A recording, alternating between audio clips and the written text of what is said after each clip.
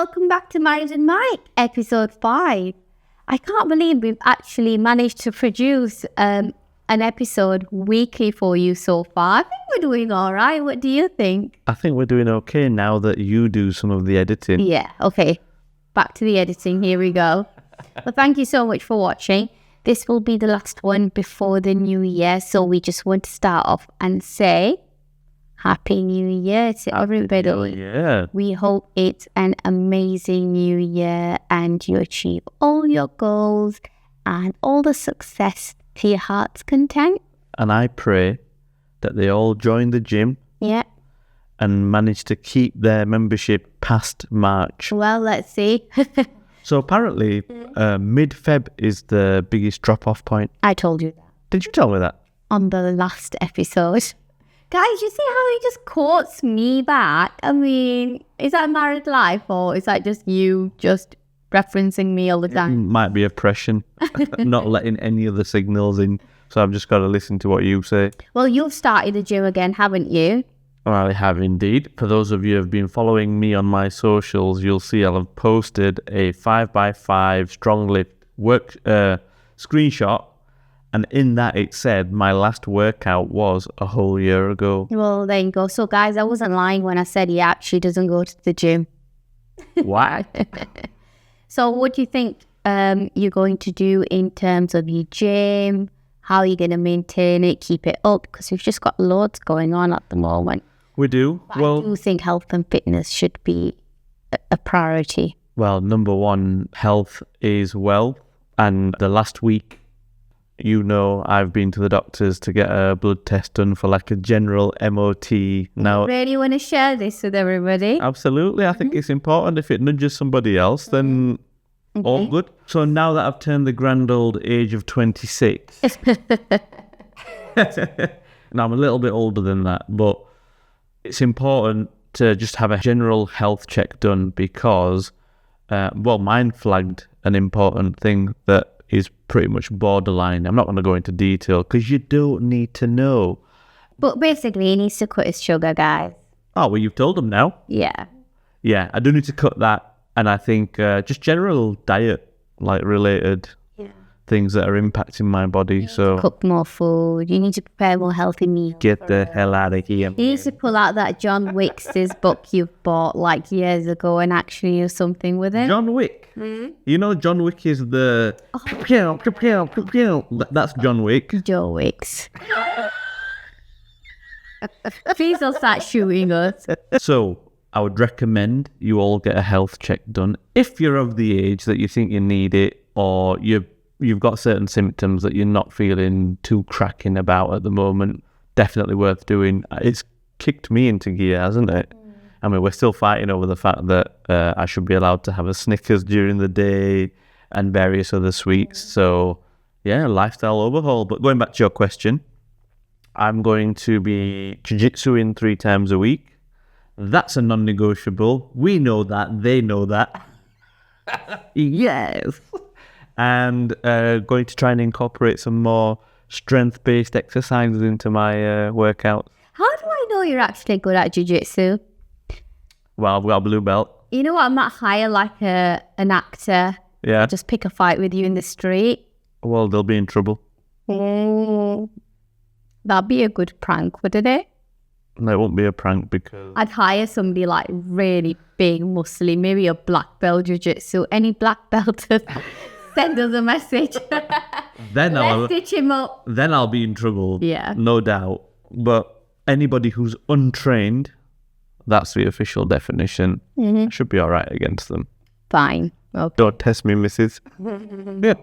So, Amreen, I'm going to flip the script right here. You usually ask me what is top of mind.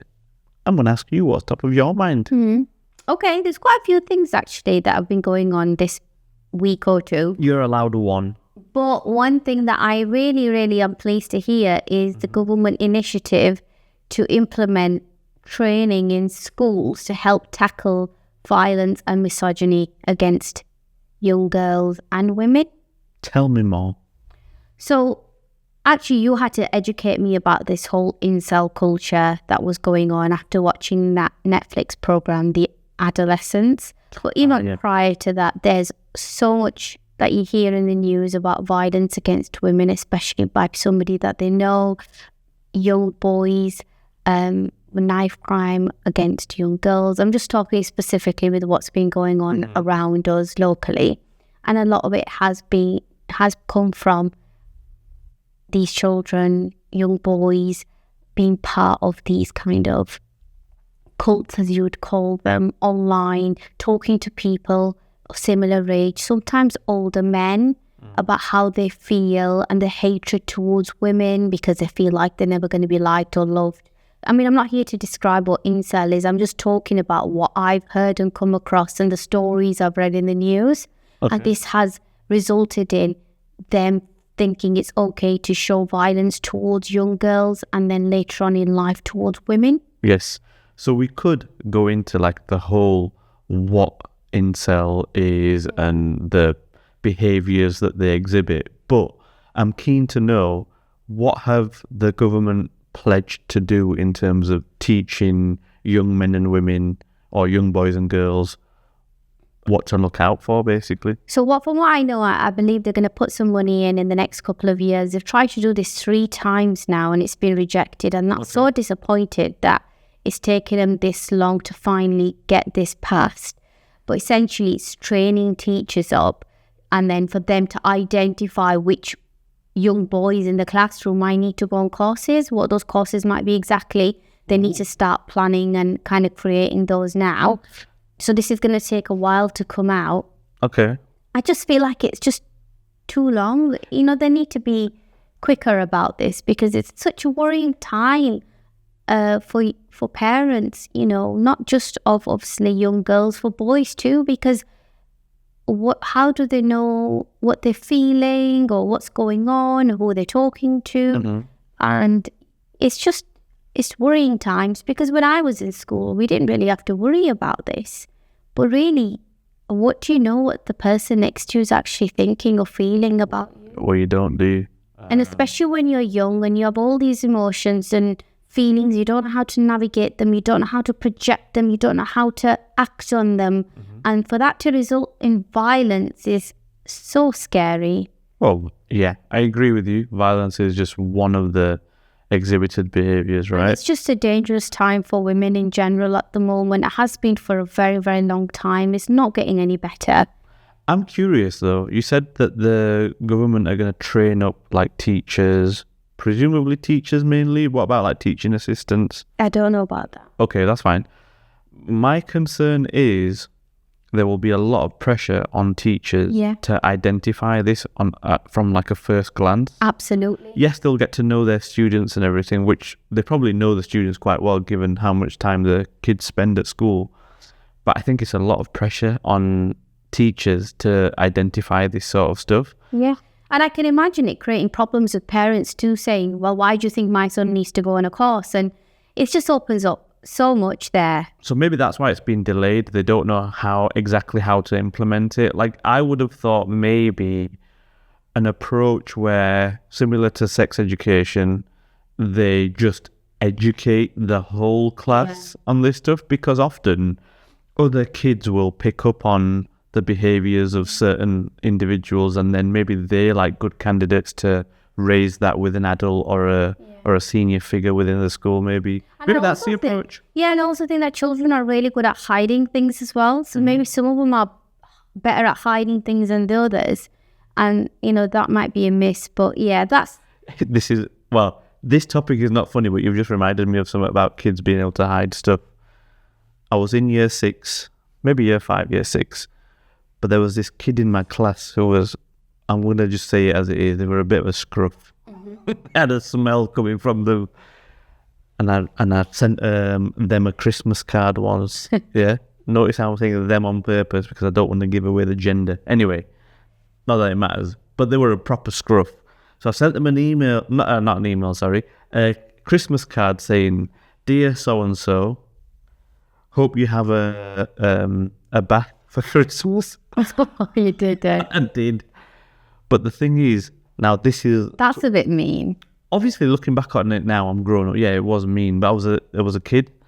Anyhow, the teachers pulled me up because I'd written it in a handwriting that was something different to what I usually write in, thinking I was like this, mysterious, like nobody's going to bust me or anything.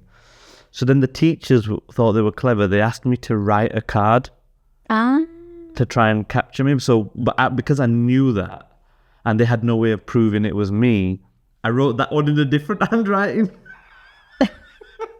And then? And then I think in the end, the teachers just said, "Was it you?" And I went, "Yeah, it was me." So I did get into a little bit of trouble for that.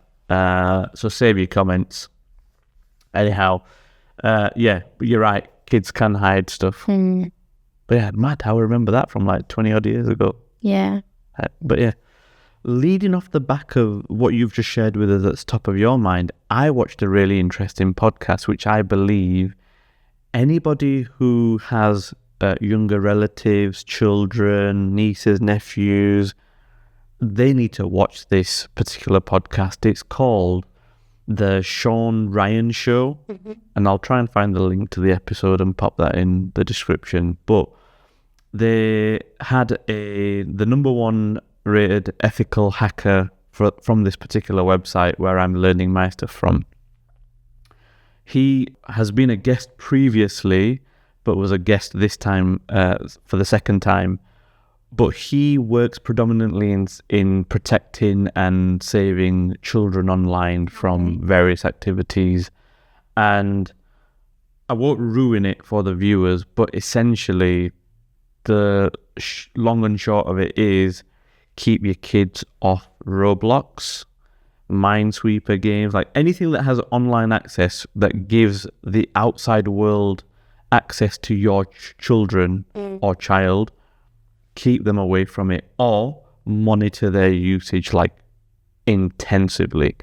So it goes into a lot of details, but a couple of bullet points that I think are probably worth mentioning.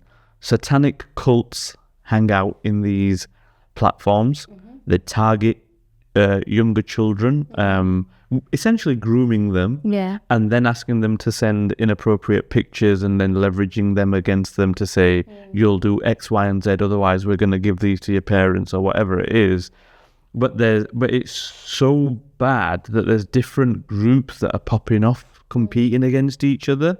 But I'll leave it to the viewers to go and watch that episode and really understand some of the dangers and the harms that are out there that can impact their children. I think, look, whilst we're on it, we love having a laugh, but I think this is really like serious stuff and been top of my mind, if you like, for the past week or so, that anybody I'm meeting, I'm discussing it with them. Yeah. So why not share it here too, right?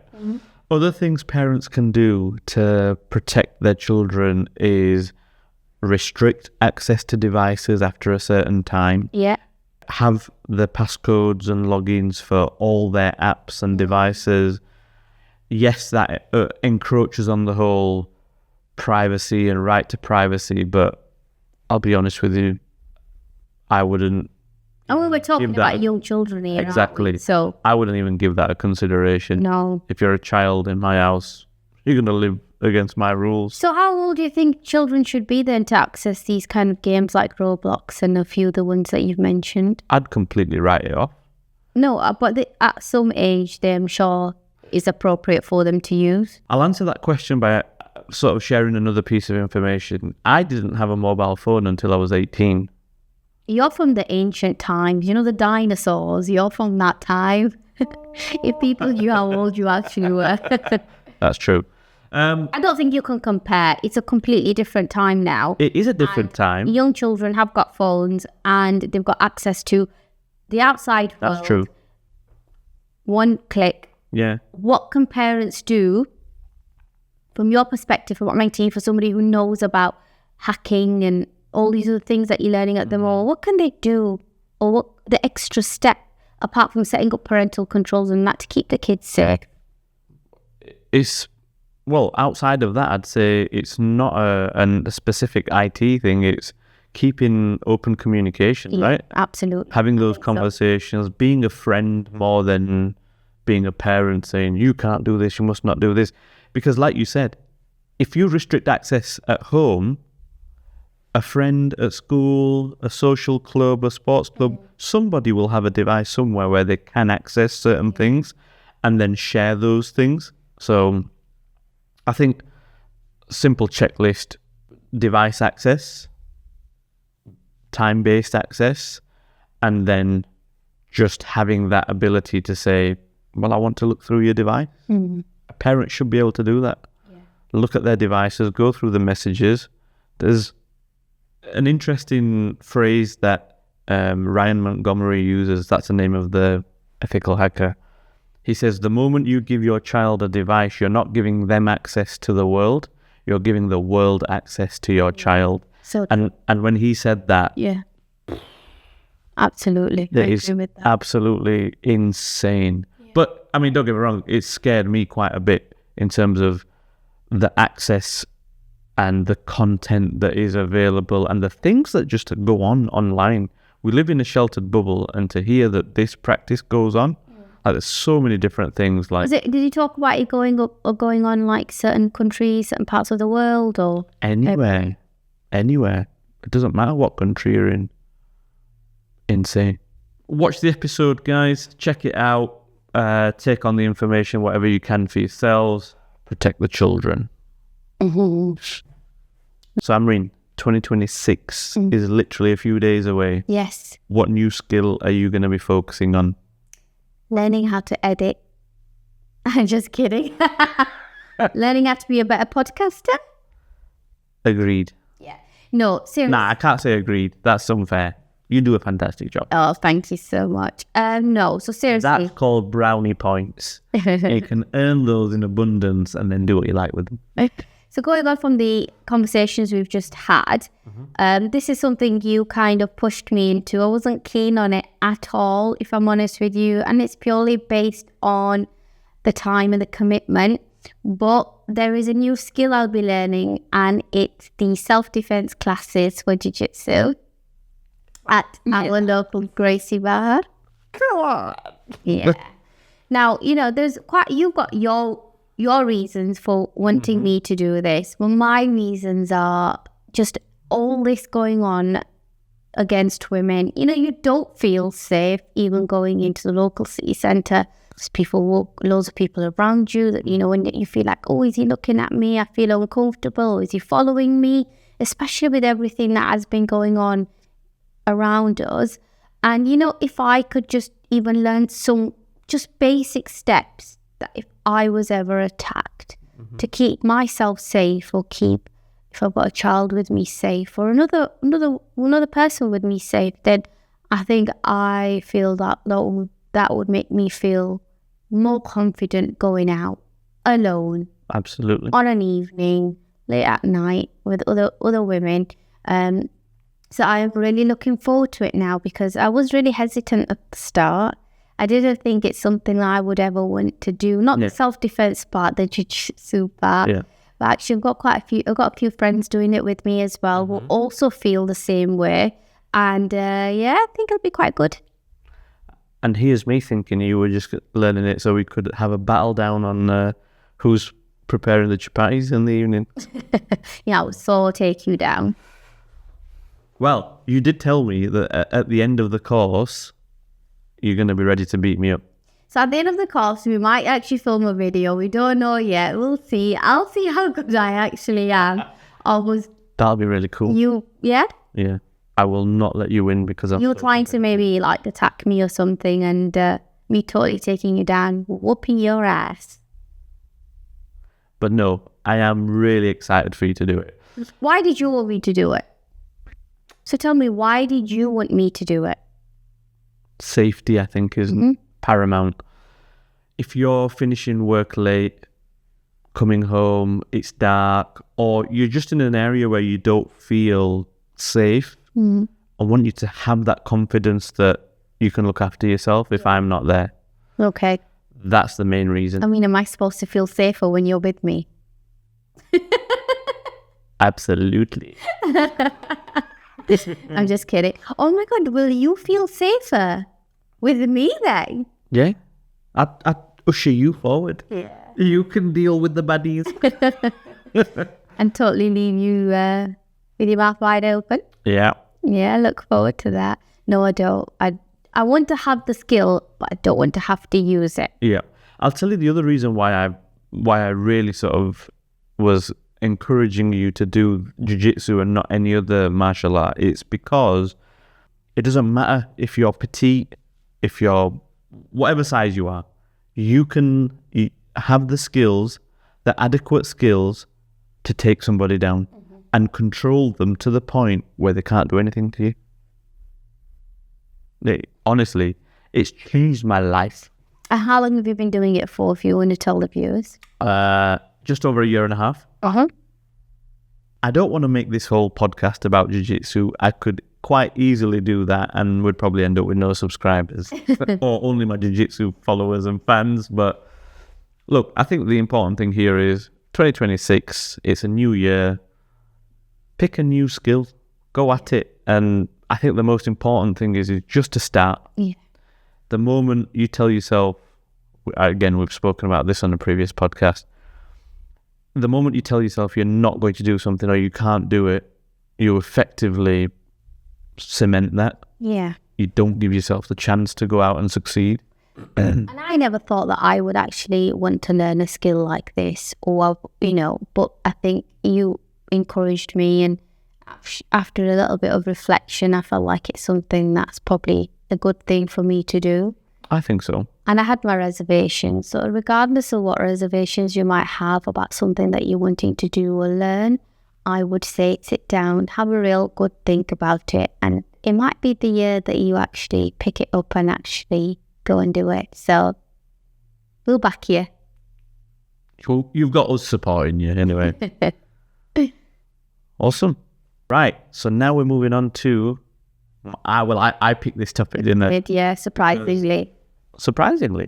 Why? Just tell the viewers what the topic is. Don't tell me what to do, missus. The topic is... the topic is Asian manners / respecting boundaries. Yeah.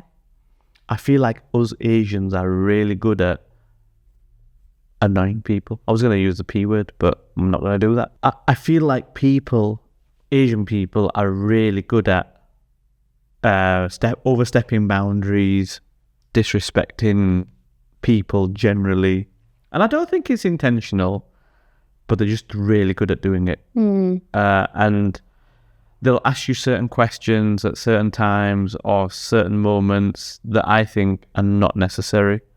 Like, we've had it a lot with you recently. Yeah. Other mums or other women who have become mums recently may have felt the same. Yeah. But generally, it's always the same thing. But, well, what I've noticed for you is, I don't mean to speak on your behalf, but you are. I've been within earshot of the conversations, and they're generally, what's the means of delivery for the milk? Is it milk or? Milk. But we need to know how it was delivered. Yeah. Why is your weight currently at? What it is. Yeah. So if you've not lost your baby weight, they say, oh, you're eating healthy, you're working out, you're still looking a bit big. People do actually say this. But then, if you've lost the weight or you're working quite hard to lose the weight, then they say, oh, you've lost a lot of weight. And the cheek of it, I've been getting a little bit of hate for it as well, I've set her off. I'm still on number 2. There was a third. My third one was, yeah. When are you going back to work? But I'll allow you to take over at this point because quite clearly you're very passionate about this. Well, the milk bit, I don't understand how it's relevant. If you don't know the person, you don't really have a close relationship with them. I don't really understand why you need to know how they're feeding their baby. You'll see them feed their baby and then you'll know if you spend long enough with them. Is that fair? Yeah. There's so much judgment, I feel, around non-breastfeeding mums and the NHS and your GP and mums. All they talk about is breastfeeding. But guess what? Half of us don't breastfeed. Yeah. And it's okay. You have your own reasons, whatever they may be. It's okay. Technically, in this room now, half of us don't. What? Breastfeed. Half of us? Yeah. Why? Because I'm a man. It's physically impossible. Okay. But Yeah, not very funny. But there's a lot of judgment there. And I feel like people ask you that question to follow it up with, well, why don't you? So I'm going to move on from that because I can talk about this forever. The second thing is your weight and how you look. Yeah. Why do we get so much judgment? We've grown a baby for nearly a year. We need minimum 1 to 2 years for it to physically settle all back. So why is it okay to comment on a woman's appearance? I actually don't even want people to say to me, oh, you look great. Oh, you've had a baby, you look great. Does it make you feel good though when they say... I mean, come on, it does. But I have been getting, like I said, a little bit of hate. I've been asked a few questions, which I found a little bit inappropriate from people who I don't know. Wow. Who may have come to do a brief visit or, looked at me and said, oh, and if you know, is that why you don't... I've always been quite good at like eating well and working out. I've always been like that for many, many years. I do actually lead the healthy lifestyle I preach to you, don't I? Sometimes maybe yes, sometimes maybe no.